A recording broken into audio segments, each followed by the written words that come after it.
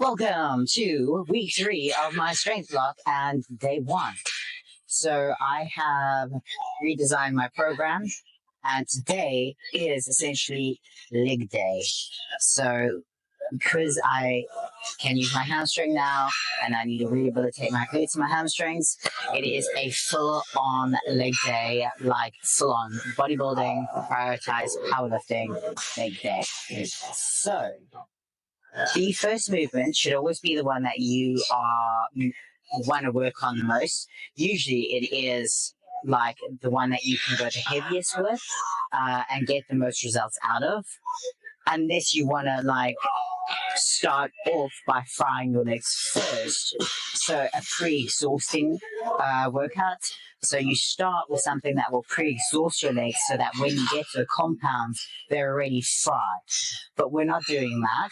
We're going to do a more traditional approach to a workout, because obviously I want to focus on my powerlifting and getting my squats back up. So first of all, I've warmed up, I've gotten more mobile, my legs are warmer. So I'm going to start with my back squats. It's 3 of 3 this week, which means 3 reps work for every set, working up to my working weight, and then 3 reps on my working weight. So 3 of 3, let's see how heavy we can go.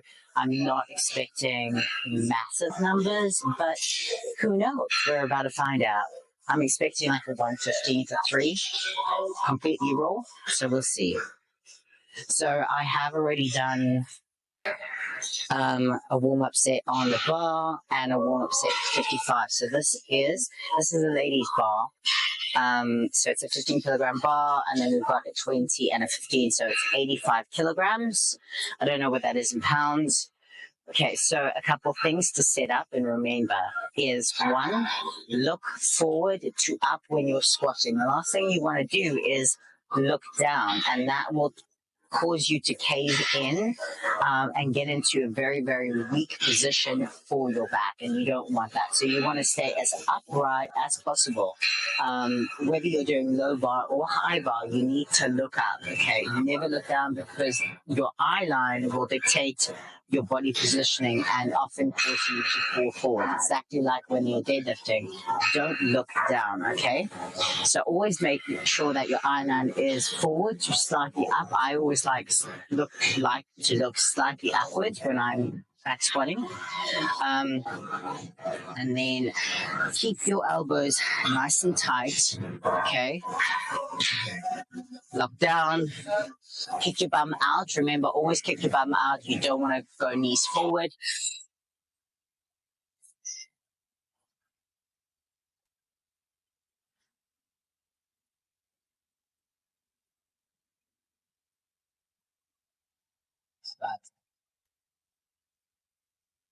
So that was a nice solid set.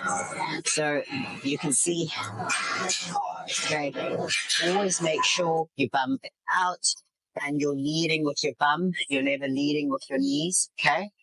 Because you don't want that. That is a weak compromising position. So bum back, okay? And with the back squat, I have a slightly wider stance than my front squat, okay?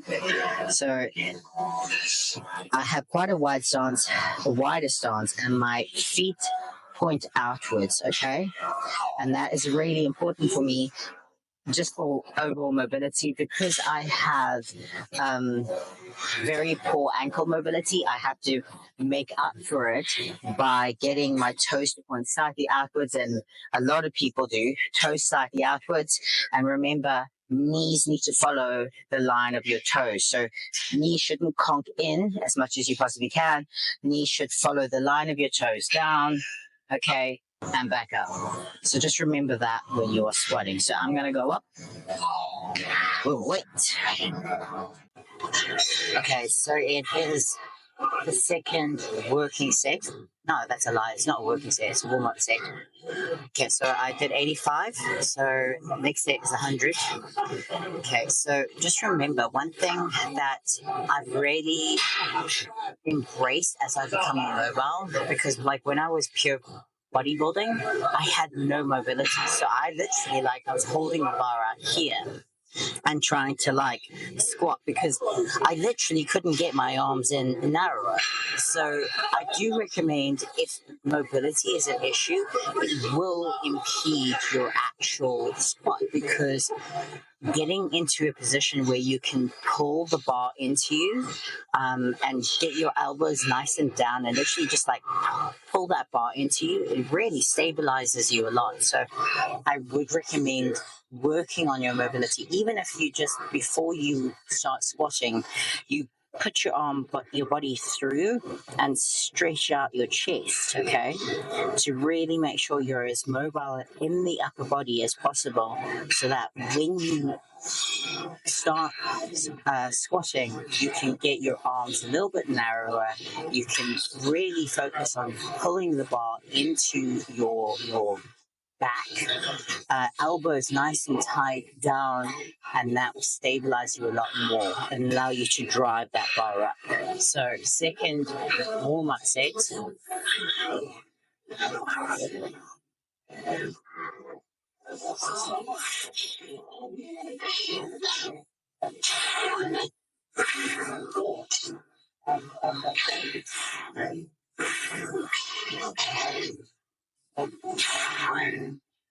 Right. Oh, okay. So that was 100 kilograms. I'm not going to be like Superman here. I think I'm going to jump to 110 and then probably do my working weight on 112 to 115. But we'll see how it goes. So I'm going to rack up the weight, get a little bit of rest, and then I'll catch you on the next set. Okay, so potentially my first working set. We'll see. I doubt it. So this is 110. So I did this last week. So I'm hoping that I can go a little bit heavier, but we're about to find out how 110 feels.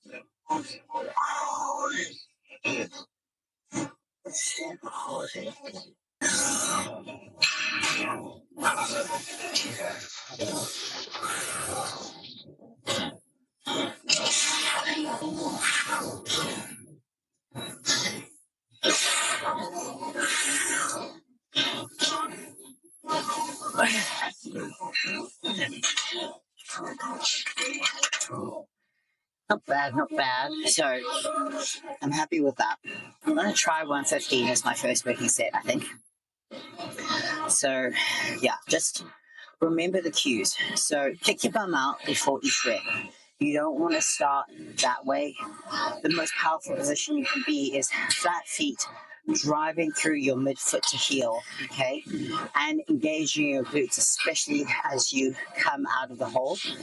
You know, like you want to like springboard if you're doing powerlifting, you know, springboard out, and then your hamstrings and glutes kind of catch you and drive you up. And that's my kind of feel of how I kind of drive myself up. So you want to make sure that you are upright, hold that breath in, keep it as tight as possible, and then you can pull. I mean, just make sure, you know, like you keep your chest as upright, as tight as possible. Keep that eye line up, keep that breath in, and do each rep independently. You know, focus on each rep. You want to be as strong as possible with every single rep. You don't want to rush it, especially when you're going heavy like this. So I'm probably going to do my first working set on 115. We'll see how it goes.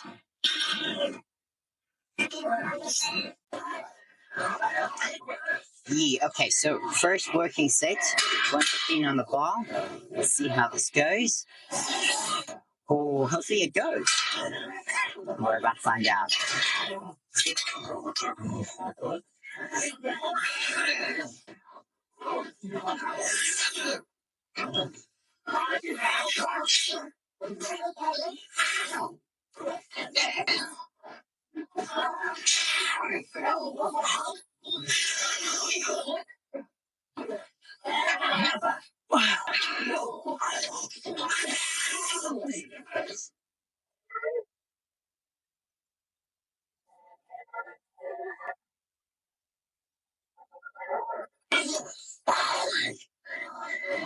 winked just. So I'm going to stay there. So I've got 2 more working sets on 115, 3 sets of straight 3. So that is the main focus for today. Then we're going to do some accessories. So yeah, 2 more sets and I'll catch you on my accessories. So weeks. Yes, Monday. We meet again. I know most people hate Mondays, but for me, it's kind of like fresh start, new energy, refreshed from my cheat meals, and I'm like ready to go, new goals for the week. So I'm always like, I love Mondays because to me, it's like the beginning of the week when you're at your peak, when you feel your freshest, and you're like, va va boom, let's go, let's hit it hard. So that's me on a Monday because I have the most amount of energy. I'm excited, like the weekends refreshed me. I'm not one of these party animals or someone who goes out or eats out or anything like that, but just the deload of a Sunday, getting a nice big cheat meal in, and just enjoying the day off where I literally do nothing. Like during the week, my steps can average 10, 15,000 steps. And on a Sunday, like if I get like 500 steps, it's a lot because I go downstairs, I sit in front of my computer and I do some programming and I go upstairs to use the bathroom and go back downstairs, and that's kind of like my movement.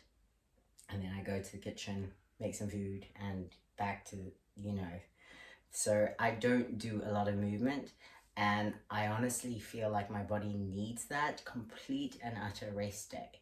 And I think that is so important, and a lot of people underestimate the power of rest, the power of rejuvenation. It's like it's good to get your training in and to have your goals, and to work hard during the week, but I think it's just as important to get that little bit of rest and rejuvenation. So today was start of week 3 of the strength cycle. So it is 3 of 3 all of this week for every single strength movement. And I have sat and redesigned my training now that I can reincorporate legs and I feel confident enough to do hamstrings and glutes and everything. So today was pure leg day. There was no upper body, there was no accessories beyond legs. So this is getting back into leg training, getting back into using my legs and empowering them and growing that booty, because the goal this year is a wellness booty. Like I want a nice big donk donk. So if that is one of your goals, you want, to grow your booty, get legs stronger, then this is how I'm gonna do it, and you're gonna watch every single step along the way of how I'm gonna focus on growing my booty. Because a lot of people go, oh, the only way to get a booty is to squat. And I am not one of those people who grows a booty squatting. I know, everyone's like, oh no, the only way to grow your booty is to squat. And I'm like, no, I am a quad dominant squatter. I use predominantly my quads. I have obviously gotten better at technique because when I was squatting previously, I did do a lot of things incorrectly and I would have knees forward.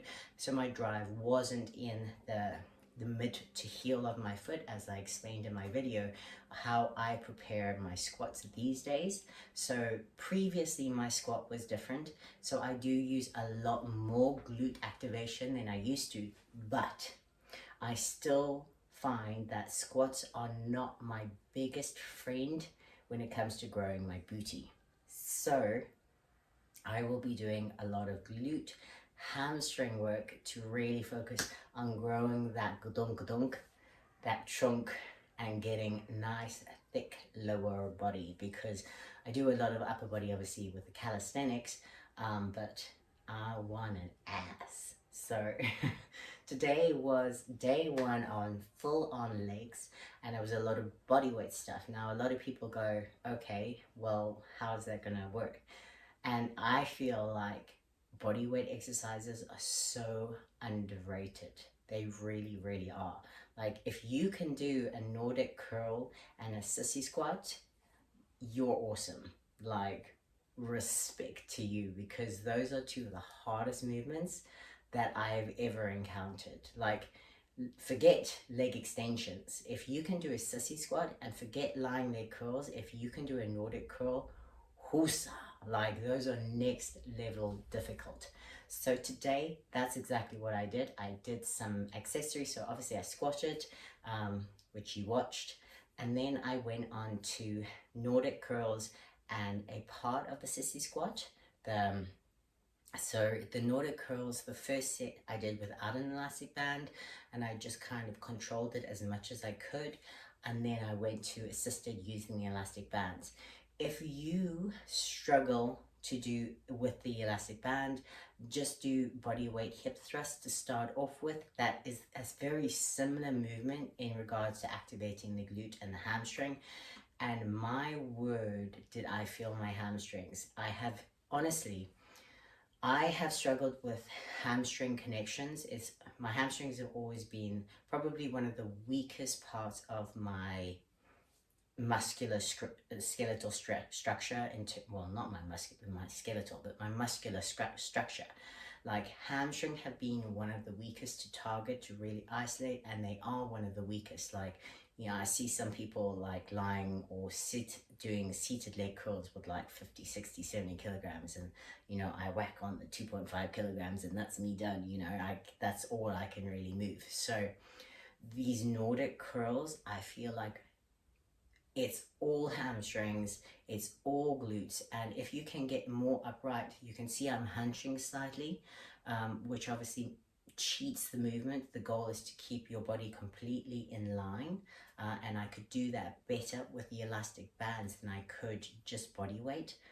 But definitely one exercise that I highly recommend, and I love the fact that you don't even need to be at a gym to do it. Along with the sissy squat, you can do both of these in your home, in your living room, anywhere where you can just wedge your feet underneath something and you're good to go. Like, you don't need a huge amount of equipment to work your legs, and that is one very big misconception that I find a lot of people feel.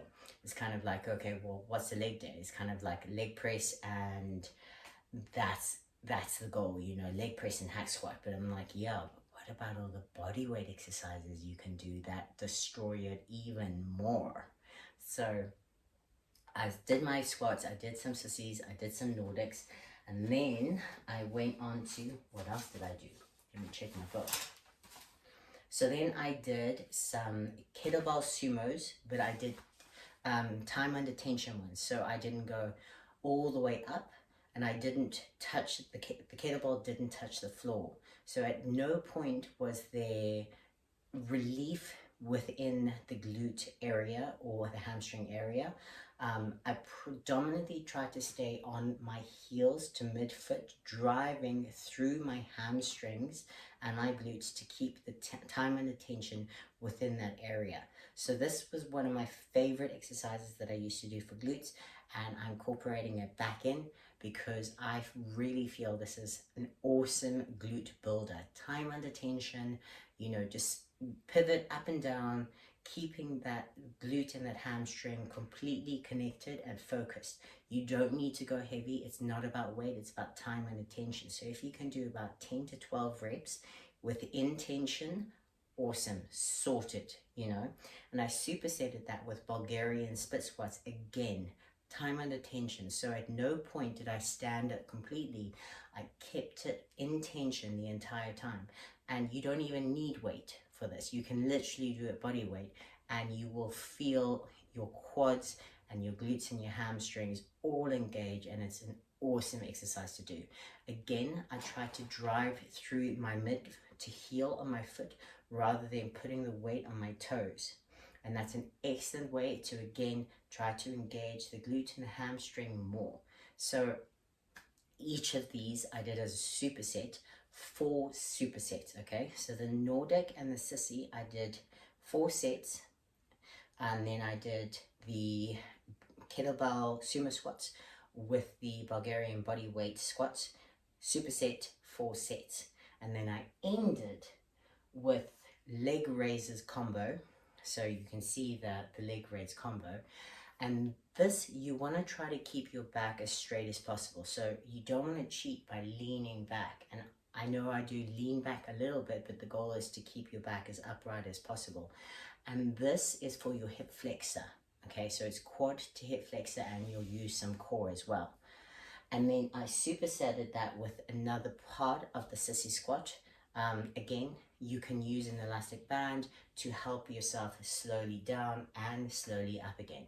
So that was my last superset, and again, I did 4 supersets of that. So it was pretty much like a very, very body weight dominant workout. I will be doing more of an equipment workout, but I want to show and I want to prove to you that you don't need a lot of fancy equipment to do and get results. You know, back in the day, they weren't that all these fancy equipment that people have in the gyms now.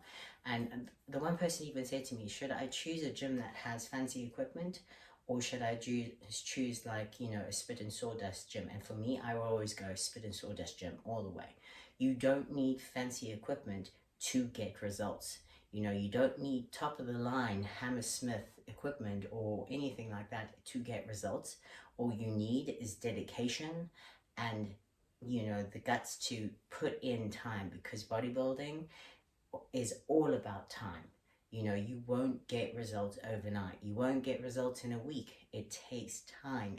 You know, I've been training for 9 years in a bunch of different fashions, and I'm still loving the fact that I can get results and there's no right path. You know, there are so many different options.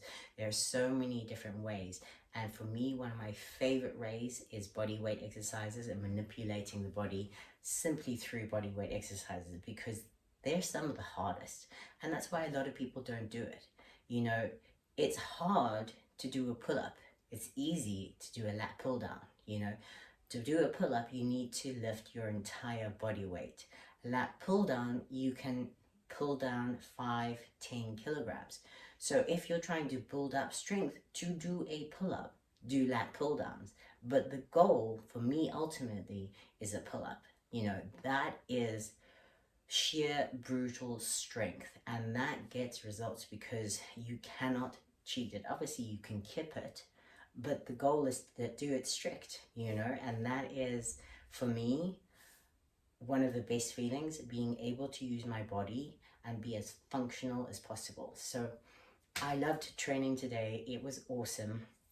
Obviously I cycled to gym, and I must say the cycle to gym was horrible. I think we're about to like go through a freezing cold storm or something like that, but my hands were numb by the time I got to gym, to the point that they were painful, like painful, numb, sore. So it was not the funnest cycle to gym, and I'm not gonna lie that it was. At least the cycle home was a bit warmer, but cycling to the gym was not fun. But at least leg training today was. So if you have any questions about training today, let me know in the comments below. I would love for you to try some of the bodyweight exercises. Don't underestimate how difficult they can be, and don't be intimidated if you can't actually do them. There are plenty of progressions that you can do. So comment below if you would like me to do any of the progressions for any of the exercises that I've done, and give it a go. Like, there's no better time to start training, to start reaching for your goals than now. So start. Today is day 1 if you want it to be. Take the time to focus on yourself, because your goals should be just as important. So I hope you have an amazing day. Keep me posted on your progress. Keep me posted on what you're doing. I'm gonna have my coffee, and I've just cooked eggs. So I'm gonna have my eggs and rice post-gym meal. I've already had my yogurt, and then it's on to the rest of the day. Programming, and I don't know what else. Yeah, programming. So Comment below. I hope you have an amazing day, morning, evening. Never be afraid to try something new, and never be afraid to start reaching your goals. You can do whatever you set your mind to. You just need to believe in yourself. Have a kick-ass day.